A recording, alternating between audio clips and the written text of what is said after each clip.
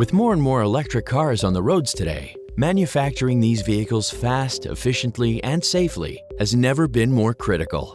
Electric vehicles present new challenges not seen in conventional automotive manufacturing, especially when it comes to the assembly of sophisticated and unique EV battery systems.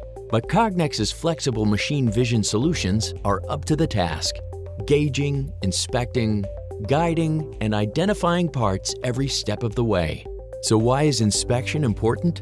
During the electrode manufacturing process, Cognex's industrial smart cameras and machine vision software can inspect copper and aluminum sheets, measuring the widths of various coatings and ensuring they remain at the right specifications. Properly gauging parts is equally crucial. When components move on to the assembly phase, for instance, vision systems can measure the distance between poles on anode or cathode cell sheets, verifying they're in the right position and configuration.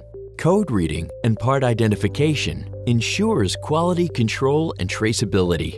During cell formation, image-based barcode readers easily and reliably read 1D and 2D codes on deformed surfaces, like codes that are inkjet printed on cell pouches.